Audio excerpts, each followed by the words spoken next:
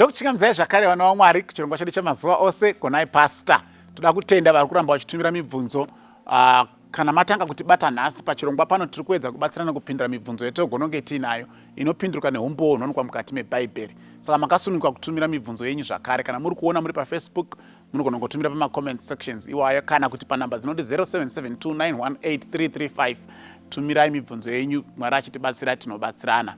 Mubvunzo watira kudhila nawo mubvunzo wakabvunzwa tikaudimbura into 4 parts. Takatanga kuupindura nezuro, saka vakanogona wakapotswa nechidimbu chekutanga, you can just go back pamubvunzo wanezuro and you munobatsirika. Mubvunzo wacho waiti iwo kuNhai Pastor, Mabhiza mana ari pana zvakazarwa 6 anorevei. What do the 4 horses of Revelation 6 represent? Saka takati tira kuita horse by horse. Saka nezuro taita the first horse, which is the white horse. Nasi tira kuita the second horse, riri pana Revelation 6 verse 3 to 4.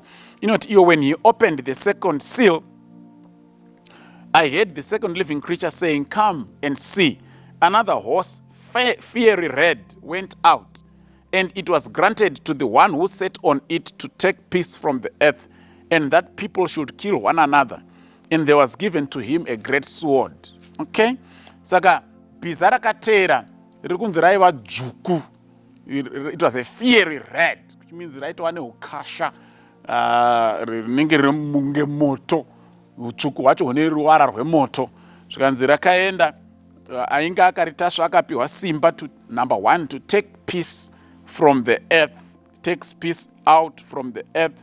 Number 2, it causes people to kill one another. Number 3, hanzi akapiwa munondo mukuru. Saka makuti kuti zvachinja. Patakadzidza bhiza jena nezuro paitaurwa victory, paitaurwa purity, paitaurwa closeness to Christ, paitaurwa growth of the Christian church. But iko zvinezvi zvinenge zvatishandukei, panenge paane ukasha, panenge paane kuurayana, panenge paane kusagadzikana.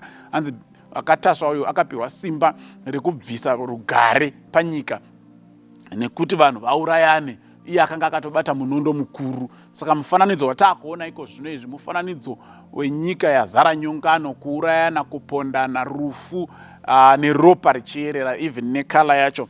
You would associate red with blood as well. Saka chii chaakuitika apa? Nezuro takataura isusu tikati mahorses aya ari kumirira maphases of the Christian church, which the Christian church went through from the time of Christ until, from the time Jesu yakadzokera kudenga until you come back again. Saka the first phase ndiyo takatoona yebhiza jena nezuro, tikaona that was the time of Christian victory, Christian growth, Christian purity, gospel purity, true teachings dzichienda mupasi rose, conquering and to conquer. But now zvinenge zvapidiguka, zvashanduka, pane rufu, pane munondo, pane hondo, pane kuurayana. Chii chakaitika? After the period yekutanga yakusvika kunana AD 100, kwakauya some serious persecution. In fact, inotanga kunana AD 60 uchikwira kunana AD 200. But akanyanya kuita mukurumbira kuuraya maKristu panguva iyoyo under utongi hweRome was Nero. Nero, mukatarisa muhistory zvinonzi akauraya, because Nero felt threatened by the growth of Christianity, the rapid expansion of Christianity. Iye as a political leader akafunga kuti maKristu arida kuita topple him from power.